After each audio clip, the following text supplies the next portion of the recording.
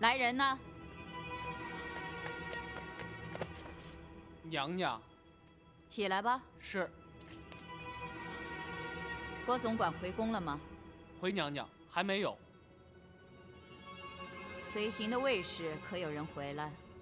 都回来了，说是包大人还要留着郭总管在那儿继续审讯。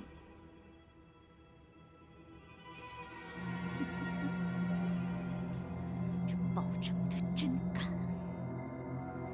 去开封府传哀家的懿旨，要他们立刻放人。遵旨。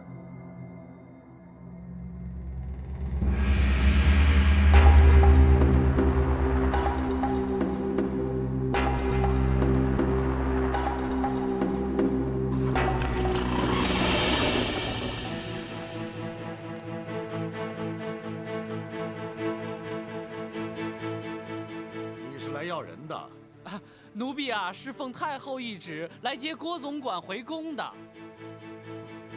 本王在此做主，将郭槐留下，一切回宫去吧。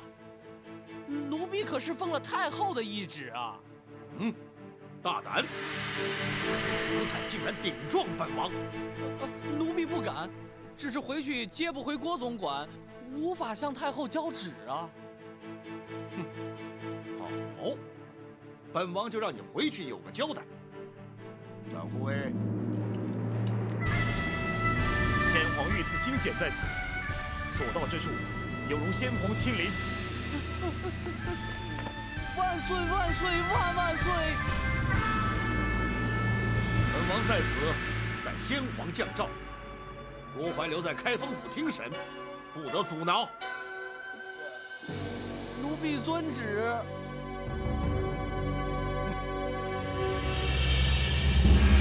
若非王爷亲临，请出御赐金简，包拯只怕不得不将那郭槐释回。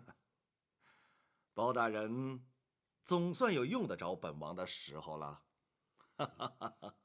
包拯不敢。刘太后必定不肯善罢甘休，甚至会惊动皇上。不妨事。本王就留在这开封府，直到包大人取得郭槐的供状。多谢王爷。不，这是朝廷的大事，也是我赵氏家族的大事。本王又岂能置身于事外呢？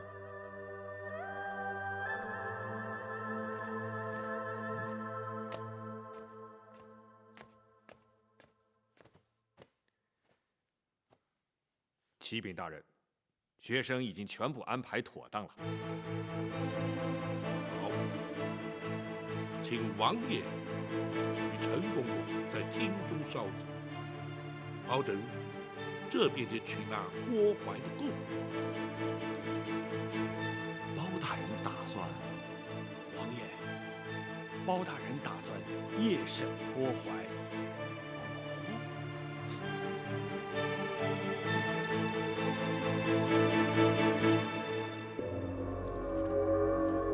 夜审？不错，立刻随我们去公堂。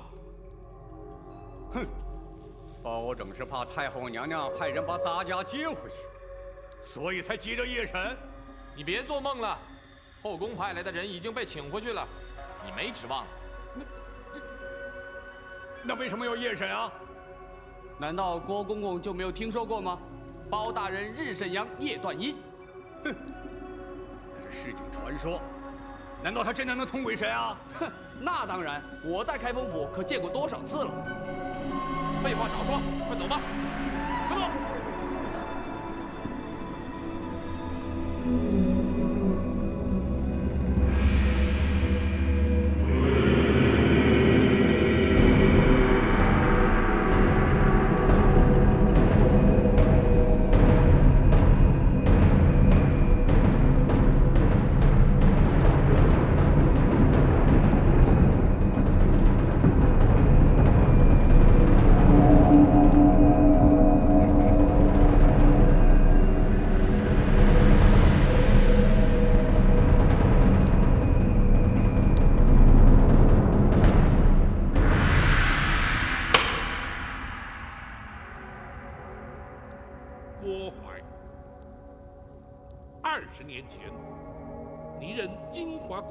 总管之职，埋通产婆尤氏，以狸猫换取太子，大称玉成宫李贵妃产下妖孽，指使程昱寇诛，掐死太子，埋藏金水桥下，意图使刘贵妃之子入主东宫。凡此种种，你可承认？包大人，咱家根本不知道你说的是什么，我凭什么承认呢？住口！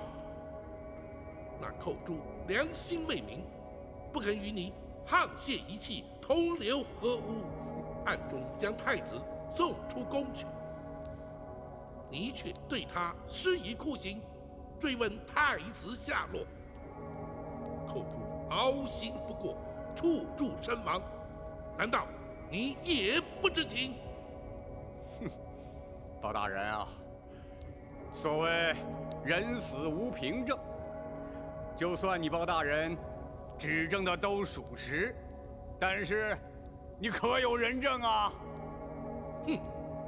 本府如今夜审于你，便是让你无法交代。本府虽无人证，却有鬼证。寇诛何在？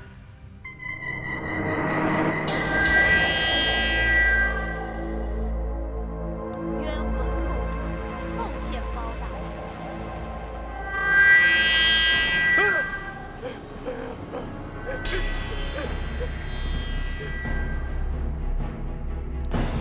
郭淮，你可认得他？他是寇诛！不，他不是寇诛，寇诛已经死了。他一定不是寇诛。哼，是与不是，待本府问过之后，你自会明了。寇诛，寇诛在。当年那郭淮是如何要你将太子谋害，又是如何对你严刑逼供，逼问太子下落？你且一一说来。是。李娘娘临盆之时，郭淮串通产婆尤氏，以剥去皮毛的狸猫替换出生的婴儿，要寇诛将婴儿装在竹篮之内，带离玉成宫。郭淮要寇诛将婴儿掐死后，埋在金水桥下。寇诛见小太子纯真无邪，睡相香甜，心生不忍，于是决定违抗郭淮之命，寻人帮助。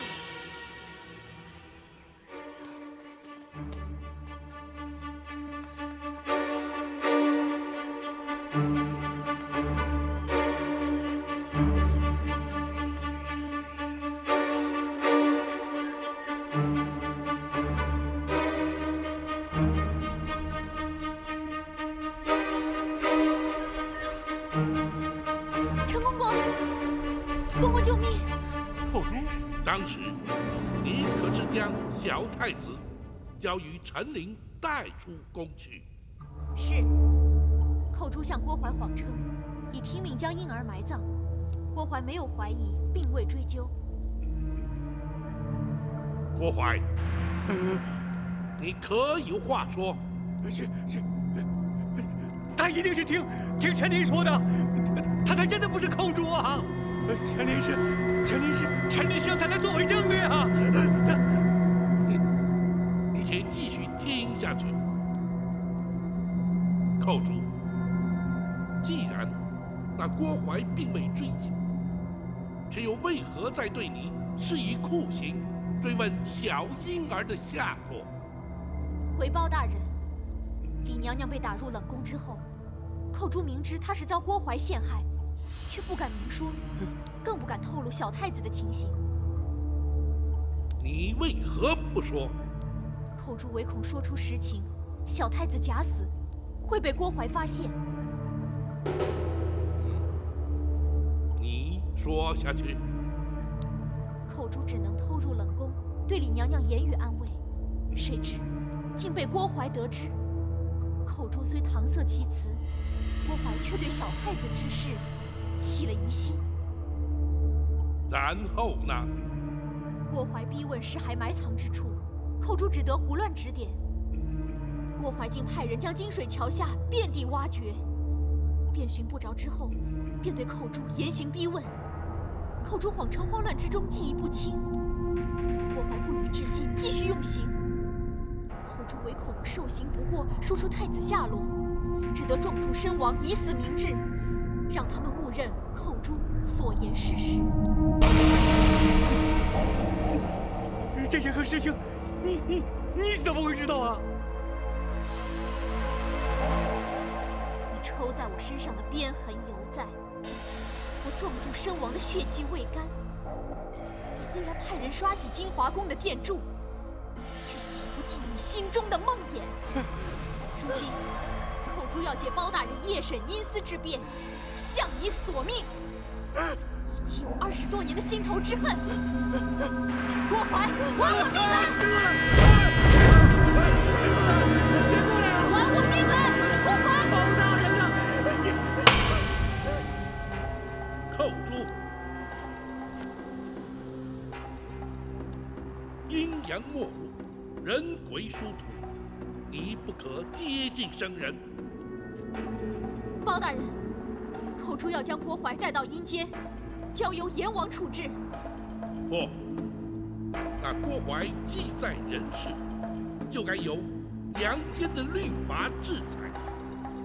郭槐，包大人，你可先不要他过来呀！啊！制裁寇珠所言，你可认罪？认，我承认了。可那些事情都是刘家人的主意啊！是否如此？本府自会追查。既然你已认罪，公孙先生，学生在，让他画押。是。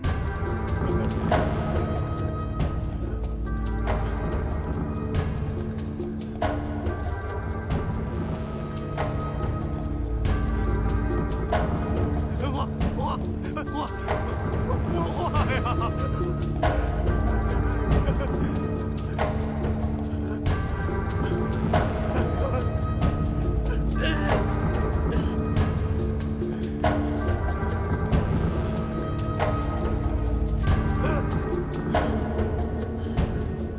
来人呐！在！将郭槐还押大牢，听候宣判。是。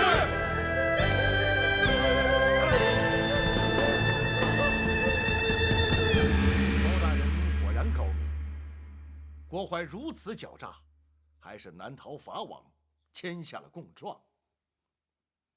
惭愧，包拯向来不信鬼神之说，如今却要假借鬼神之名，让那郭槐认罪伏法。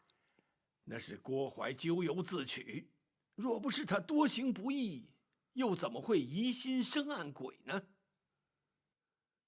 陈公公所言极是，倘若他光明磊落，毫不心虚，便是扣诸鬼魂，当真出现，也全然无惧，又岂在乎装神弄鬼呀？那名假扮寇珠的女子，她来自何处？又怎会让郭槐如此深信不疑呢？那全仗着公孙先生巧妙安排。回王爷，学生是由京城幽人戏子中挑选一名颜貌体态与寇珠较为相似之女子，再根据当年仵作验尸单所描述的，为她稍作易容装扮，并以假血涂面。那又怎么能让那郭槐认不出来呢？学生事先安排，命牢头送酒菜给郭槐。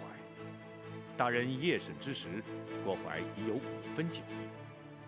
同时，学生并令牢头宣称，大人有日审阳、夜断阴之能。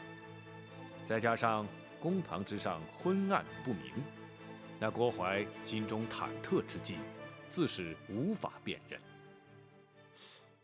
话虽如此，一旦言语交锋，旧事重提，那女子又如何应付？王爷，那就非奴婢不可了。哦，你也参与其中？奴婢将当年寇珠所言一一转述给那女子，并提示寇珠的言谈举止，让那女子学习。郭淮又岂能分辨呢？若不如此，郭淮不会轻易落入圈套。他万万没有想到，寇珠在受刑自尽之前，会与陈公公通过信息。如今有了郭淮的供证，咱们就立刻进宫面圣吧。王爷不急着进宫，倘若包拯所料不差，皇上应该很快就会主动宣召。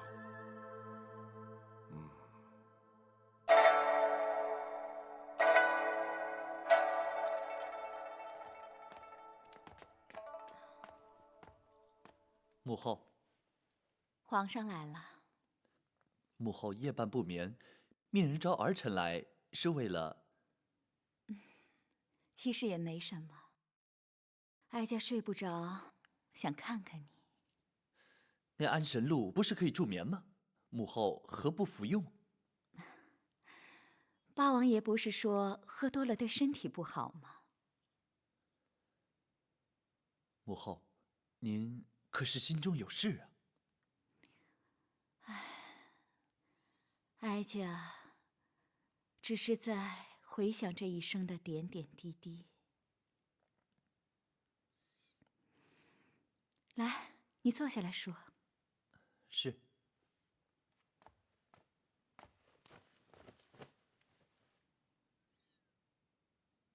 哀家14岁，以才女之名被选进宫来，和后宫所有被选来的女子一样，过着宫墙内与世隔绝的日子。直到被先皇宠幸，升为贵妃，才见到了天日。后宫佳丽3000，其实却耽误了多少女子的青春啊！不仅如此，在后宫争宠是时有所闻的事，彼此勾心斗角，貌合神离。只有一个人和哀家情同姐妹，相互扶持，可是他却被打入了冷宫。母后说的，可是那位葬身火窟的李贵妃？你知道她？她就是幼年时儿臣误闯冷宫遇见的那位。母后还记得她给儿臣的玉佩吗？记得。母后，她究竟是为什么被先皇打入冷宫的呢？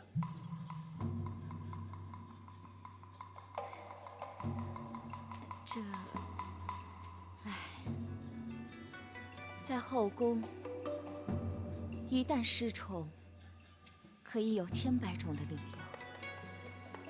母后说的不错，所以儿臣才要郭淮废除冷宫，重修宫院。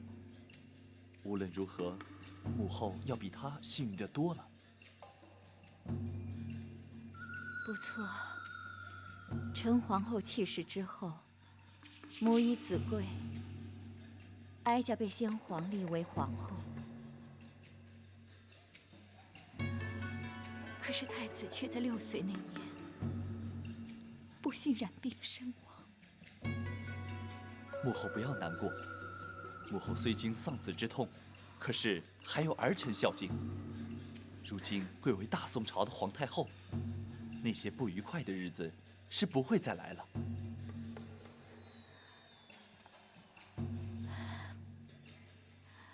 可是哀家毕竟不是皇上的生身之母，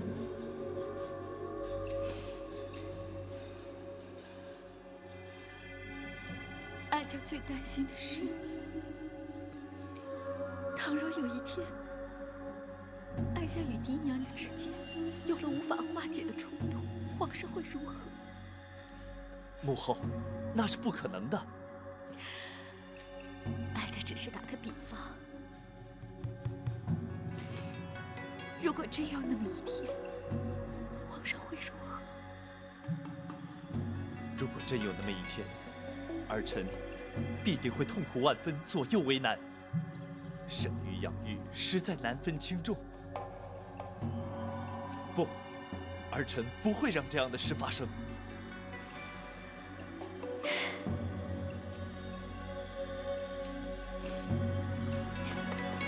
有皇上这句话，哀家心里也就舒坦多了。至少不会一个人在这儿胡思乱想。郭槐为什么不在宫中伺候母后？不提也罢。怎么？他还在开封府接受包大人的审讯呢。包拯怎么会留他到半夜？可曾派人去询问？没有用的，连哀家下旨要开封府放人，都被打了回来。什么？包拯竟敢抗旨？倒不是包大人抗旨，而是八王爷。父王？父王去开封府干嘛？八王爷不但在开封府，而且以先皇御赐金剑挡回了哀家的旨意。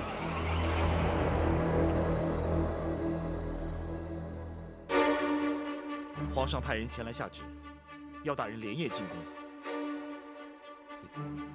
果不其然，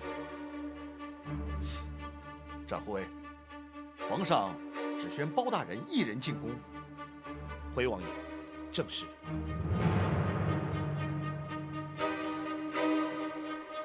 当回太后懿旨，留下郭槐的是本王。皇上为何不宣本王和包大人一同进宫呢？想必是皇上不便与王爷父子相争，召包拯进宫，皇上才好问明实情。王爷，包拯此去，会将此案实情禀奏皇上，不知王爷是否同意？也罢，是该到了让他明白真相的时候了。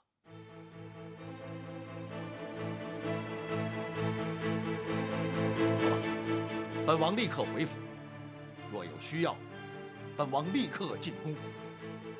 多谢王爷。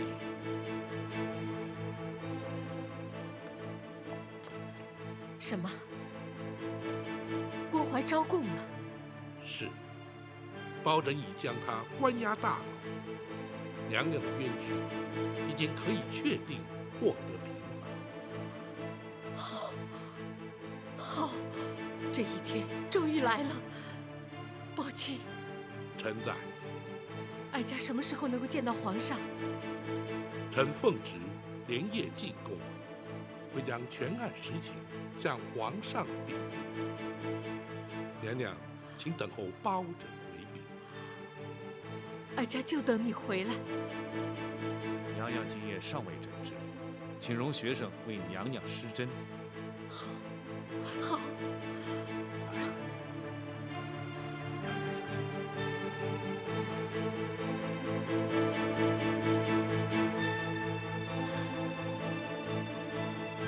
哀家真希望眼睛能够立刻复明，亲眼看见皇上。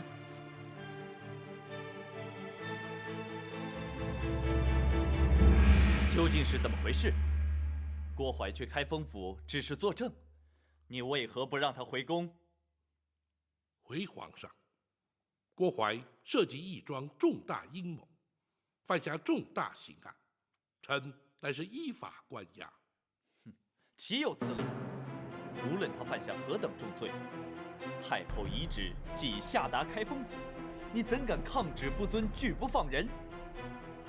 甚至还要父王请出先皇的御赐金简。皇上可知，八王爷从不干涉朝政，亦不曾插手任何案件。先皇御赐金简，更从未请出动用。朕当然知道，能让八王爷请出御赐金简，绝非一般刑案。更何况，此案还与八王爷自身有关。什么？与父王有关？郭槐所涉之案，关乎后宫争斗、皇室秘辛，故而八王爷必须出面，保证不敢放人。竟有此事！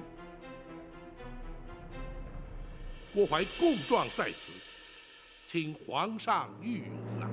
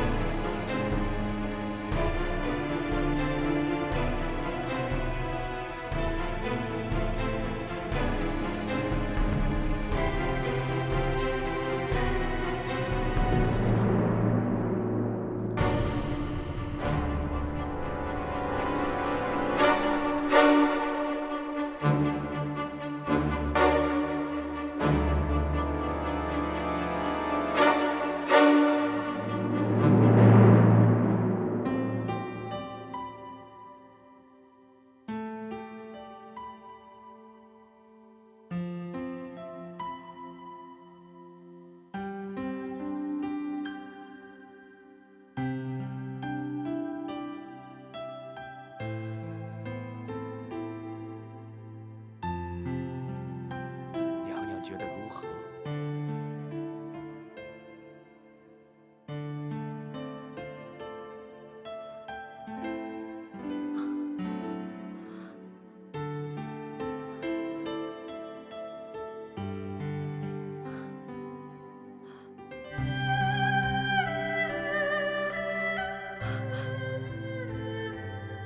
我看见了，我看见了。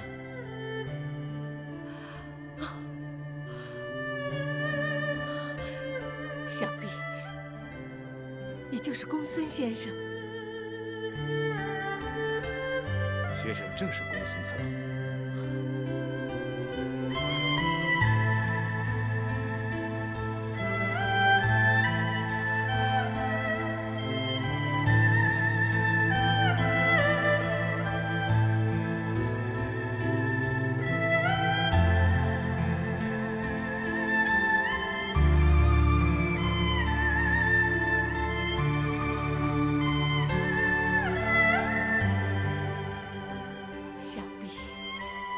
就是长护卫。恭喜娘娘双目复明。公孙先生的医术，可真称得上是华佗在世啊！不敢当娘娘谬赞。娘娘双目出狱，还请尽早安歇吧。不，哀家要等包大人回来。哀家要立刻进宫去见皇上。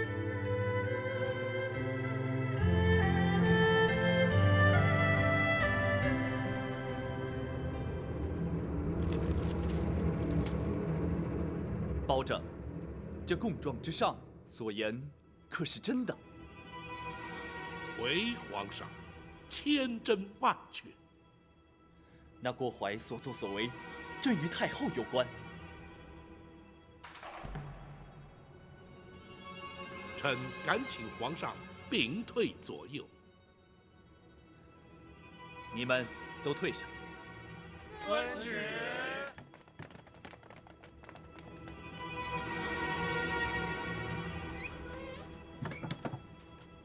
你说，回皇上，当年狸猫换太子一案，太后便是主谋。放肆！你竟敢在朕面前污蔑太后！臣据实禀奏，绝无半句虚假。当年，太后与李仪贵妃同怀龙种，先皇许诺，生下太子便册立为皇后，位处大位，太后方才出此下策。否则，那郭槐不过是一名太监阉人，又怎敢犯下如此大逆不道、惊天动地之案？那金华宫程昱寇诛，因此状铸自尽了。正是。郭槐当堂画押，坦诚罪状，此案已成定案。然而，在这供状之中，并未提及寇诛他舍命救出的婴儿，下落何方啊？回皇上，寇诛将婴儿交给了陈琳陈公公，藏在宫盒之内，夹带出了后宫。然后呢？这……难道那婴儿未能逃过此劫？不，婴儿安然无恙，被送进了南清宫八王爷府。什么？那如今婴儿安在？八王爷以皇子之名，将婴儿留在王府之内抚养。且慢，算起来那婴儿与朕同庚，朕只有长兄，并无幼弟，何来以皇子之名留在府中抚养之说？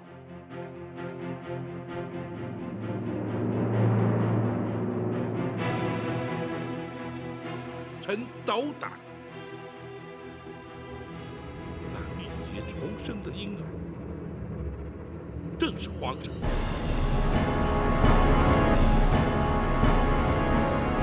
你说什么？当然，八王妃缇娘娘也同时有孕在身，却不幸早产夭亡，而且未及呈报。八王爷深知此案兹事体大，为掩人耳目，才假称皇上是嫡娘娘所生。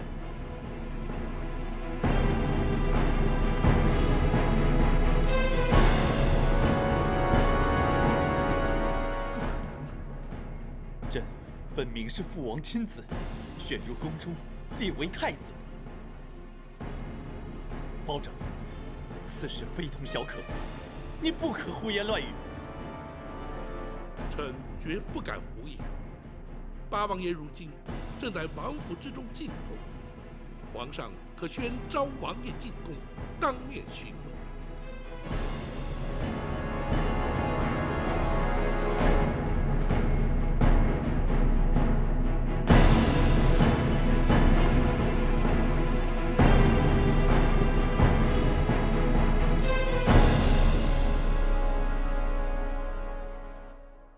如此说来，朕幼年之时在冷宫遇见的那位娘娘，竟然是朕的生母。正是玉成宫丽仪贵妃。她是在冷宫失火之时葬身火窟的。不，是先皇下旨赐死。她已被打入冷宫，为何还要将她赐死？当年，娘娘与皇上巧遇之后，八王爷命陈琳将皇上身世告知娘娘。自此，娘娘夜夜焚香，为皇上祈福。谁知，却被郭槐得知，而刘太后更借此向先皇诬告。诬告什么？诬告丽仪贵妃以邪术诅咒先皇，先皇大为震怒，于是下旨赐死。啊，你是说，她是因太后而死？皇上，刘娘娘是为了斩草除根，永绝后患。然而，吉人自有天相，李娘娘必死，而却未死。此话怎讲？陈琳奉旨赐死，不忍执行。太监于忠舍命权中，自请替死。人工总管秦凤自焚灭迹，瞒过郭淮，娘娘方得死里逃生，远离京城。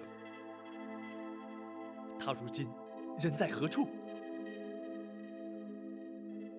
皇上可还记得包拯那位失散多年的远房表亲？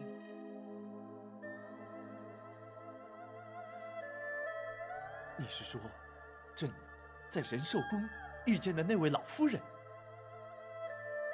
皇上，那位双目失明的老夫人，正是当年的丽仪贵妃，皇上的生身之母。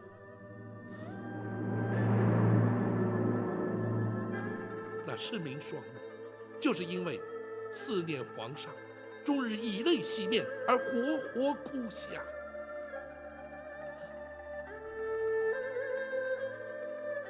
如今，皇上对当年狸猫换太子一案的前因后果均已明了。臣恳请皇上下旨，追究刘娘娘之罪，迎丽娘娘进宫。包拯，你……丽娘娘如今正在府衙之中翘首等候包拯回禀。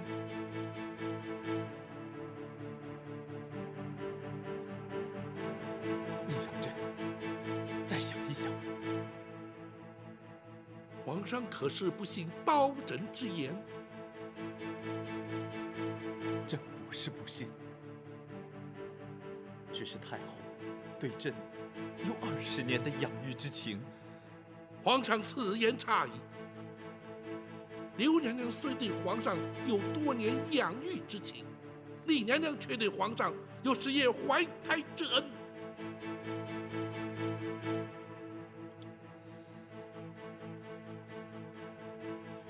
包拯，郭淮所犯罪行，你尽可依法惩处。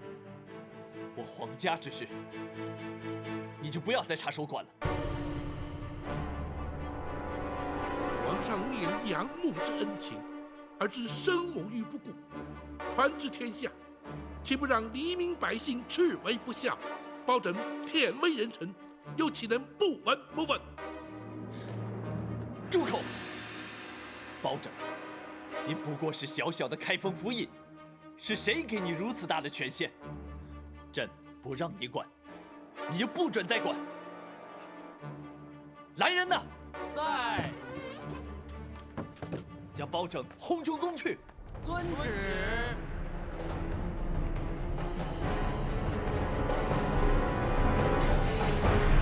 皇上将你赶出宫来，包拯惭愧，未能劝谏皇上，立即迎丽娘娘进宫。啊，不，这怨不得包大人，不过也怪不得皇上。王爷，乍闻身世之谜，任何人都无法承受。给皇上一点时间，他会想明白的。倘若皇上所想，不如王爷预期，又当如何？届时，本王自会出面。如今却难在如何面对丽娘娘了。哼，谁也无法面对，只有包大人委屈担待了。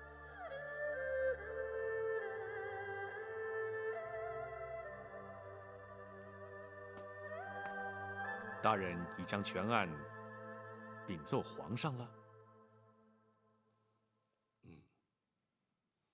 郭淮可由本府依法处断。啊，那太后和李娘娘呢？詹护卫在。如今郭淮已被关押，娘娘的安全也已无虞，就让白玉堂先回献空岛。他毕竟是个江湖人，不让他知道此案的内情比较好些。大人要他戴罪立功，为何不带他进宫面圣？暂且不要，待此案所引起的余波平静之后再议。是。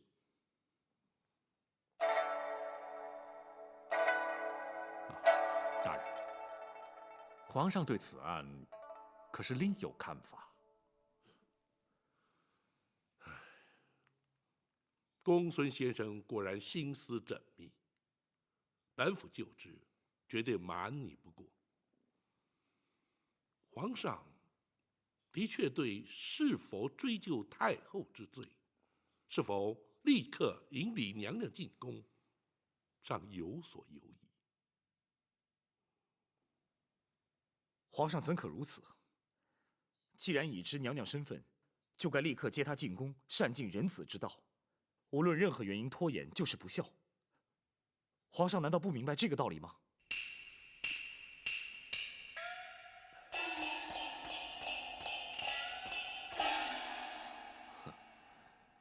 或许对皇上而言，生育养育同等重要，而难以取舍。既是皇家恩怨，外人也就难以智慧。公孙先生，请恕展昭不能苟同。人子孝亲，天经地义。无论是皇上，或是平民百姓，岂能有所不同？倘若身为皇上便能不遵孝道，又将如何教化万民？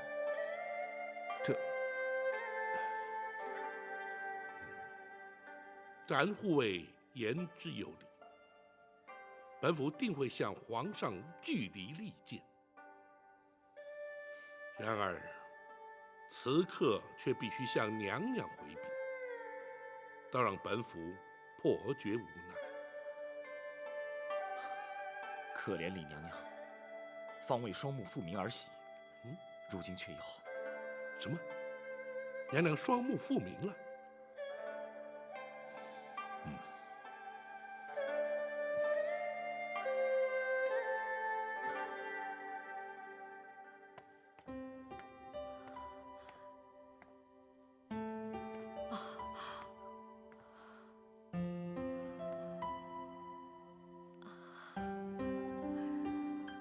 宝琴的形象面貌，与哀家心中想象的很是接近。臣恭喜娘娘重见光明。哀家的喜事不只是这一桩，能够重见光明固然可喜，能够亲眼看到朝思暮想的皇儿，那才是真正天大的喜事。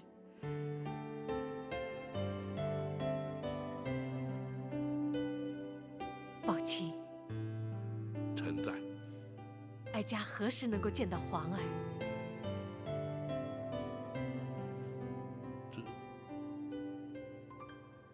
夜色已深，皇上出宫恐怕多有不便。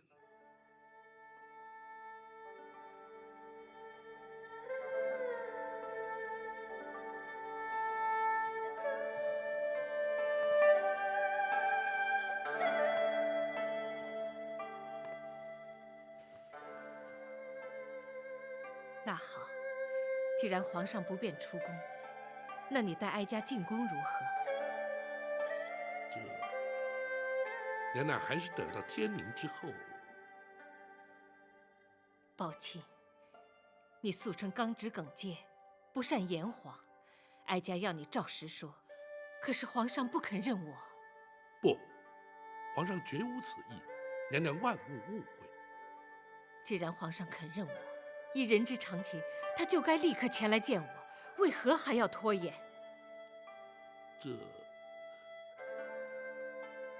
娘娘，皇上从来没对自己的身世怀疑过，如今突然发现真相竟是如此，必定会矛盾不安，所以……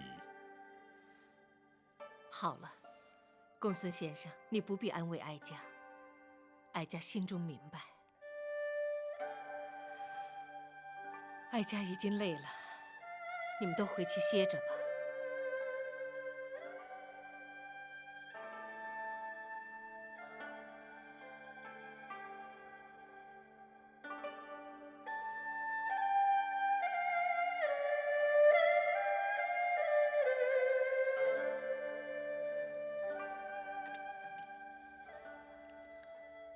后真的要当皇帝吗？可不可以不要做皇帝啊？不可以。不过你可以选择做个好皇帝呀。怎么才能做个好皇帝呢？要仁慈，要孝顺。仁孝这2个字如果做到了，就会是个好皇帝。我是个好皇帝吗？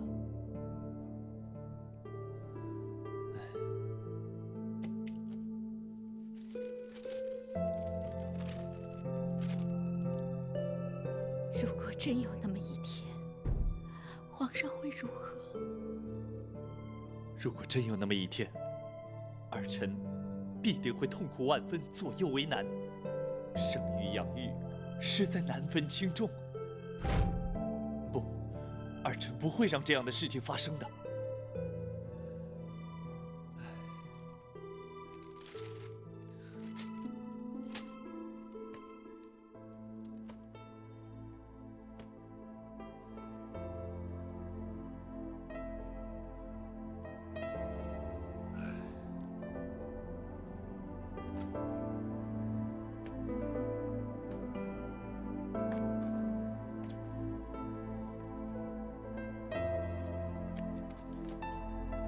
大人，白玉堂回去了。属下要他回献空岛等候通知。娘娘可曾安歇？没有，娘娘枯坐房中，不言不动。难为她了。大人，展昭有一言，不吐不快。你说。娘娘历经千辛万苦，忍受无比煎熬，如今总算可以平反，皇上却多有顾忌。展昭想尽娘娘心中之苦，已忍无可忍。展护卫，公孙先生，本府要听展护卫说下去。展护卫若是不忍，又当如何？倘若展昭人在江湖，必定立刻闯入进宫，将皇上带来府衙，要他当面向娘娘谢罪。然而，展护卫如今却不在江湖。请恕展昭之言。倘若皇上如此不通人情，不分黑白，展昭这御前4品带刀护卫不做也罢。展护卫千万不可！展护卫，说得好。大人，展昭果然不愧为展昭，毕竟不同于一般。慢说展护卫心生不平，便是本府也绝不做事。明日一早，本府就进宫面圣。倘若皇上不肯听谏，这开封府府尹之职，本府也绝不眷恋。大人，本府虽不若展护卫可以重返江湖，但若回到泸州老家，耕读一生，又有何不可？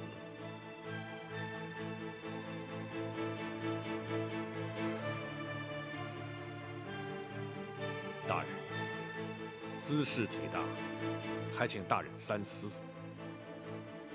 公孙先生，我辈读书之人，入世所谓何来？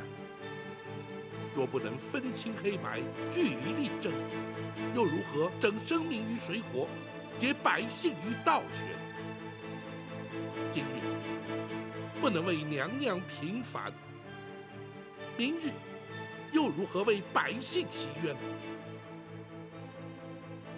与其贪高官厚禄，而唯唯诺诺，尸位素餐，不宁求公理正义，而轰轰烈烈侵蚀流民。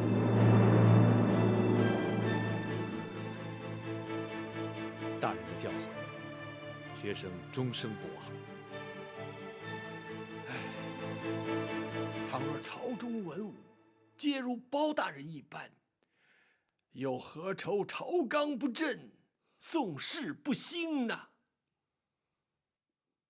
然而，在本府入宫之前，还有一事要办。公孙先生，大人，传本府令谕，明日一早就将那郭槐自大牢之中提押出来，本府要升堂宣判。大人不等刘太后到案再判吗？不能等。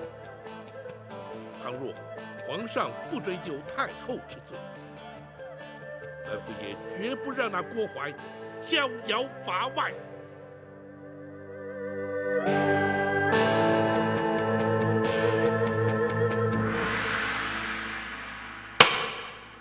堂下听判。郭槐，你身为内侍，就该安分守己，你却为了迎合祖上，挑起后宫争斗，勾结产婆尤氏，犯下滔天大罪，逼死程昱后主，企图掩饰罪行。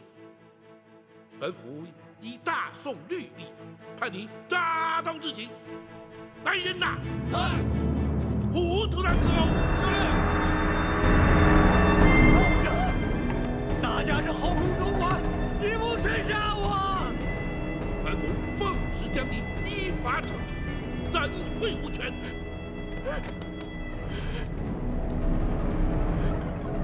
开！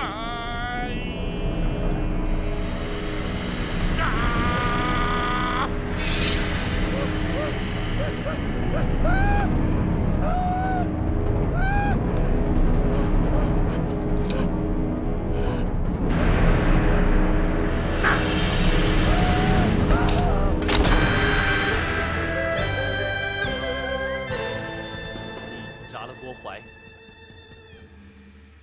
回皇上，郭槐罪不可赦，臣是依法而行。你是生怕朕不再追究太后之罪，会连郭槐也或免刑，才速审速决，将他正法？皇上明鉴。朕说过，只要你不管太后之事，郭槐任你处置。启奏皇上，臣不能不管。你当真不肯撒手，非要管我赵家私务？你可知道昨夜朕在生育之恩与养育之情之间的矛盾挣扎是彻夜难眠？难道你非要逼朕不可吗？皇上，李毛换太子一案，绝不仅是赵家私务，而涉及皇室道统大宋国族。废刘太后而因丽娘娘，也绝不仅是皇上私情，而关乎人心教化、社会伦常。皇上自诩以仁孝治国，若是己身不正，又将何以正人？包拯纵有天胆，也不敢逼迫皇上。然而，如今刘太后已是罪证确凿，皇上若是不下旨将她治罪，恐将难渡天下悠悠之口。包拯，难道你就不怕朕革了你的官职？皇上莫说要臣的顶上无上，便是要臣的项上人头，臣也绝不能让皇上背负着不孝的千古骂名。包拯，你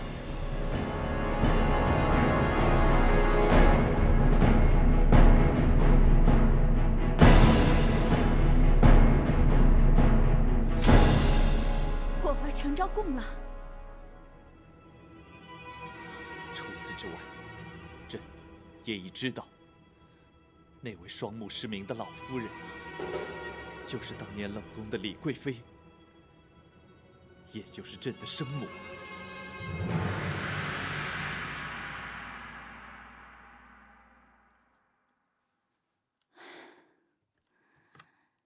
30年的梦魇，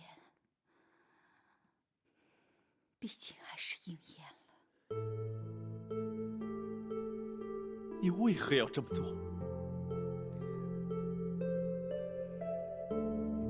他先生了太子，先皇就立她为皇后。或许是为了争夺皇后之位，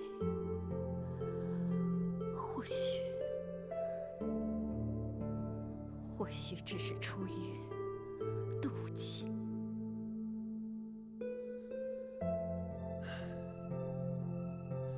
她是你在宫中唯一情同姐妹、互相扶持之人，你为何要妒忌于她？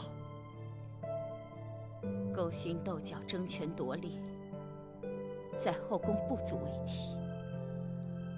眼里看的是这些，学的也是这些。你是皇帝，永远也无法明白权势有多重要。朕的确不明白，可是朕却明白做人之理。若不能诚心诚意与人交往，若终日必须尔虞我诈，纵有权势，又有何用呢？就因你当初一念之贪，夺去了多少条性命？20年来，朕一直把你视为身生之母，如今你却让朕陷入天人交战的两难之境。你要朕如何抉择？你又将如何自处？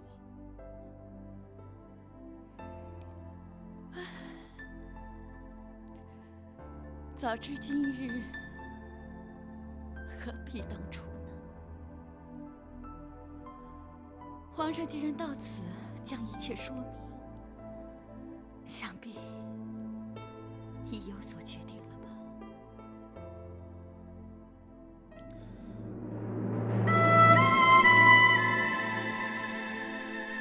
儿臣叩谢母后20年的养育之恩。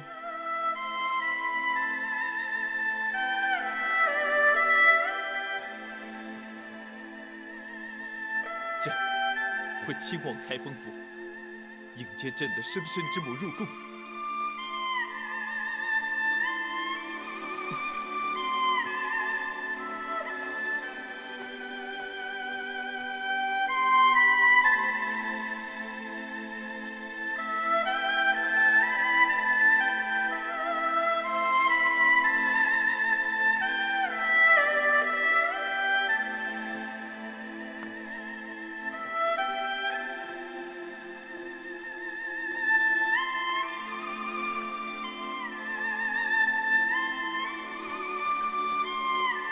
皇上，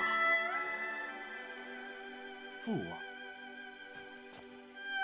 皇上，如今身世已然大白，本王不再是你的父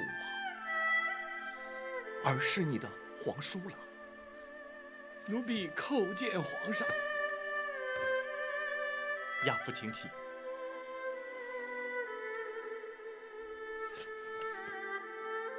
奴婢唯恐皇上不满包大人言辞顶撞而降罪，故而自作主张将王爷请来，还请皇上恕罪。包拯直言敢谏，朕并没有怪罪于他。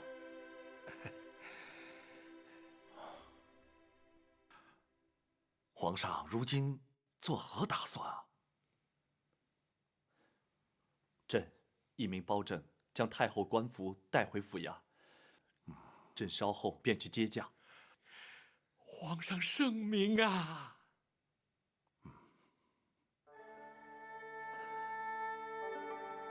父王，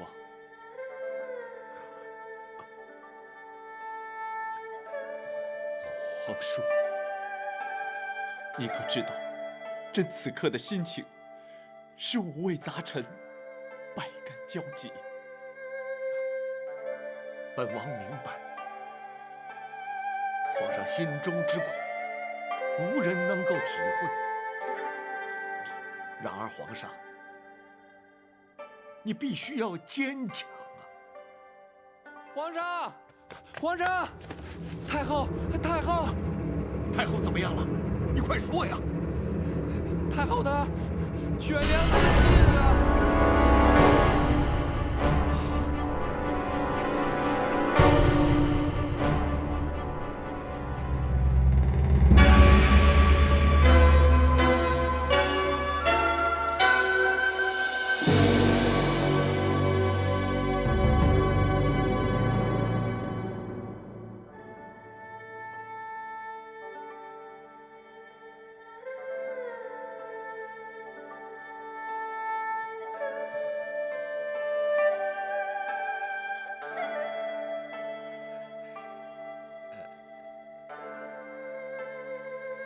娘娘，圣驾已在厅中等候，还请娘娘尽快更衣呀。陈公公，一定要哀家更衣吗？奴婢不敢。可是皇上来接娘娘进宫，娘娘换上太后服饰，才合后宫礼仪呀。战护卫，展昭在。你说哀家该不该换？娘娘心中虽对皇上不满，但如今既已拨云见日，娘娘思念多年，终于如愿以偿。展昭以为，是否更衣换装并不重要，娘娘去见皇上，却是势在必行。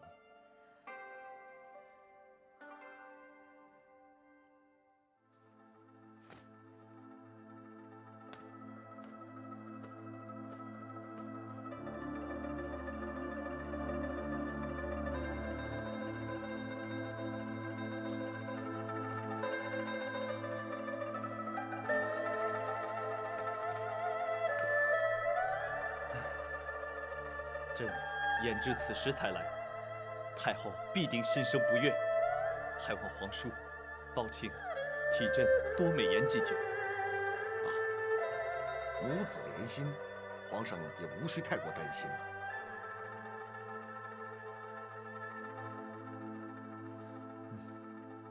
包卿，皇上，秦恕包拯不敢过问皇家事务。你，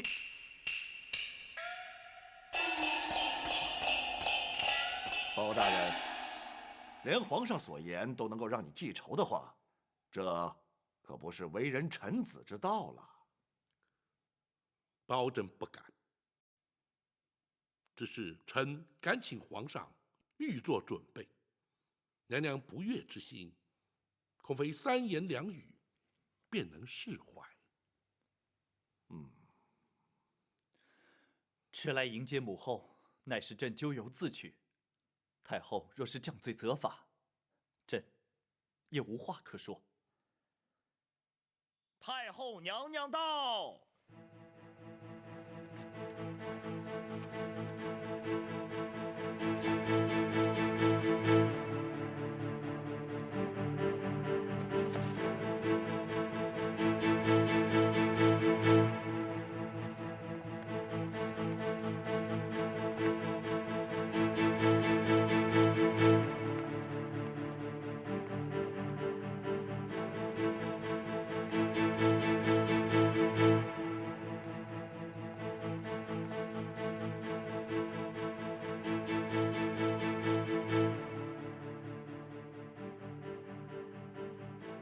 陈琳，先扶娘娘坐下，有什么话慢慢说。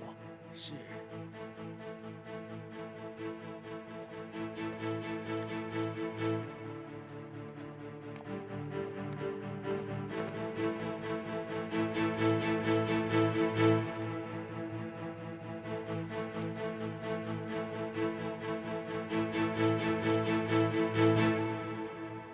皇嫂，你双目不是已然复明了，为何闭目不张啊？皇上，娘娘不肯更衣换装，奴婢实在没有办法呀。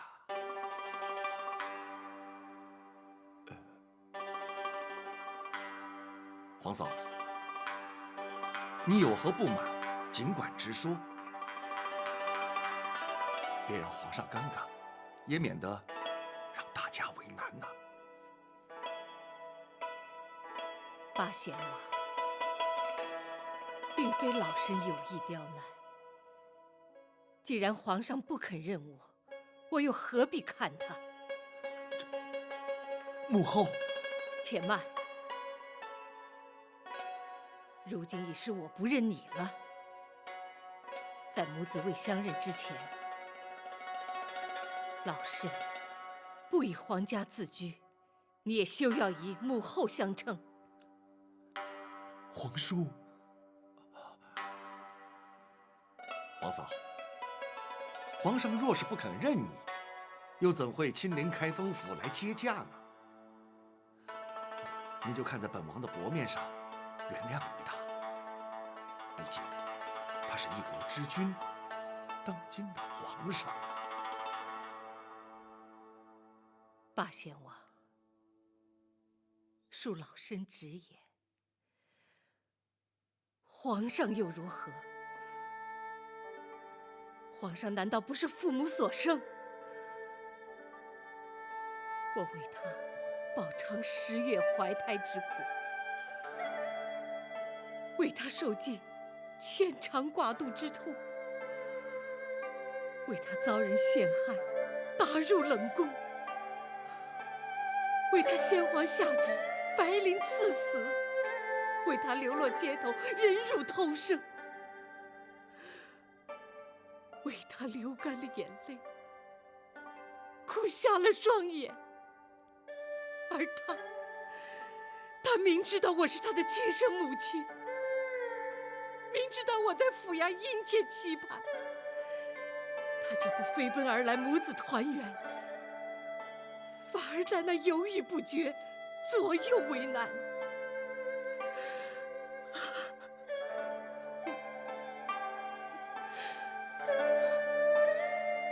此情此景，怎么不叫人痛心疾首？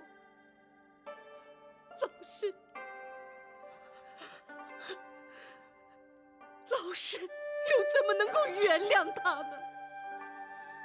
儿臣该死，让母后饱受折磨，儿臣罪该万死。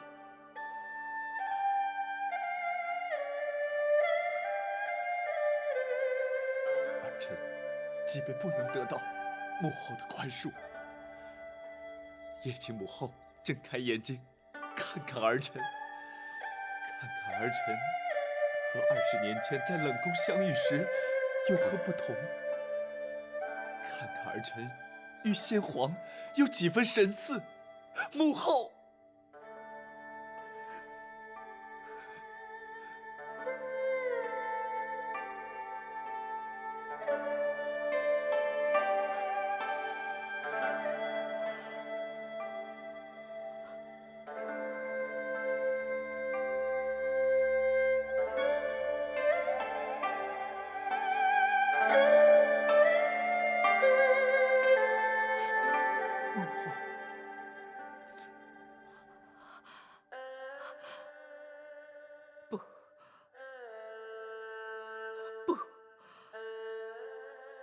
不能就这么简单。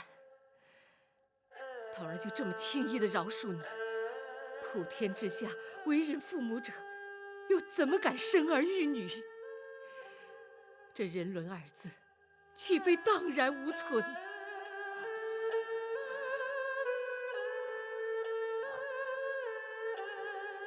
皇嫂，你又如何才肯认他？要如何责罚他？你才肯原谅他？儿臣愿意接受母后任何惩罚。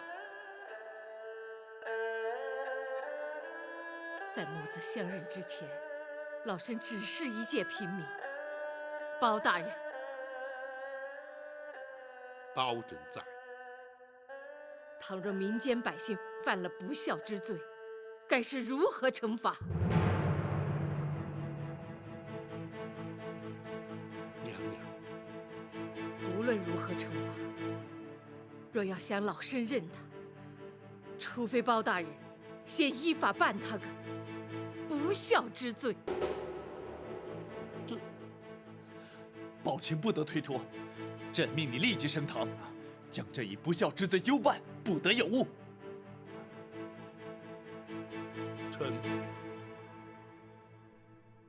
臣遵旨。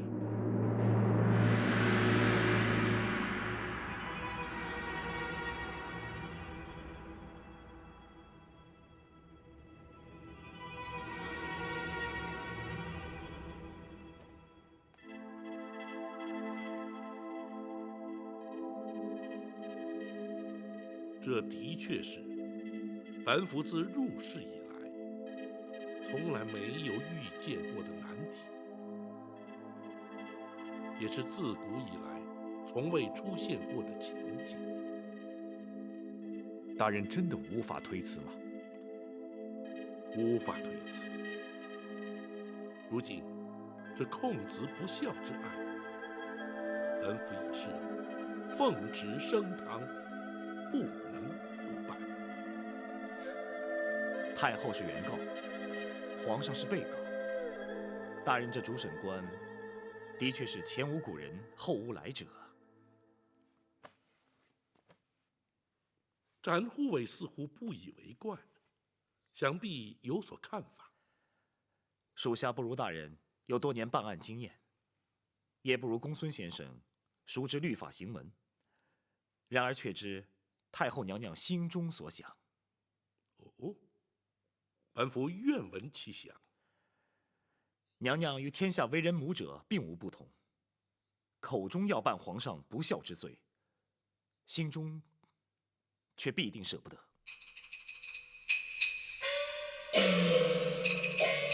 学生明白了，大人何不由此处着手？只要对皇上略有薄惩，那太后也就不会予以追究了。本府已有应应之策。王朝马汉，在。传令升堂。是。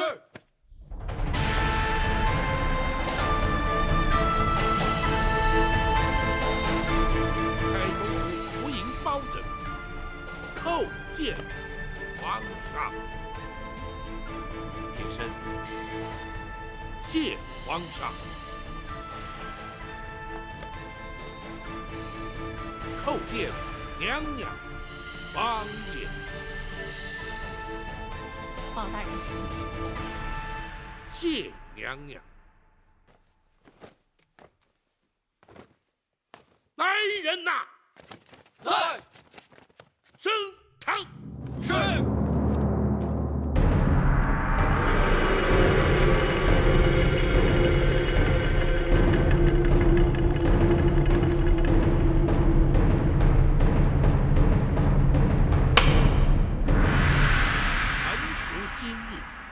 奉皇上圣谕，审皇上不孝之罪。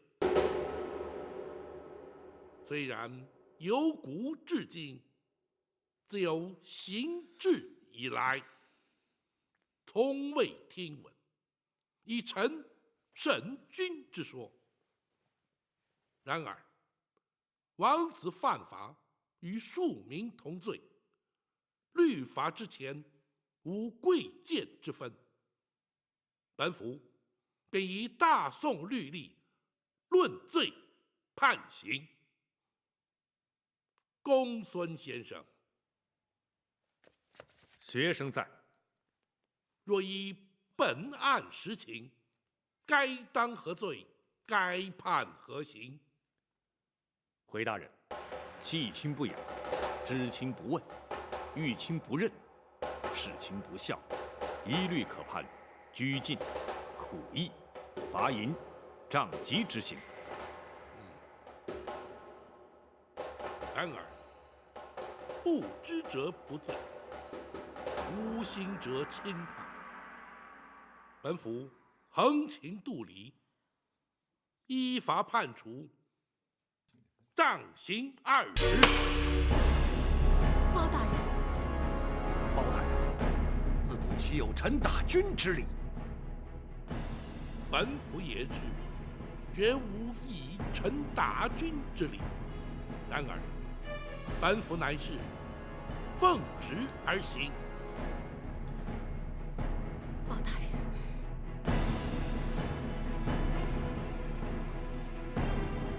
皇上，无妨，包青，你就依法行刑吧。臣遵旨。来人呐！在。为皇上宽衣脱袍。是。不得无礼！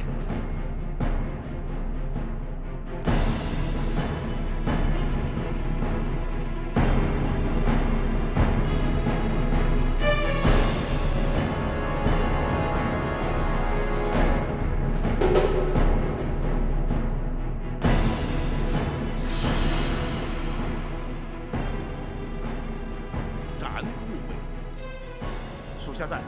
待本府行刑。遵命。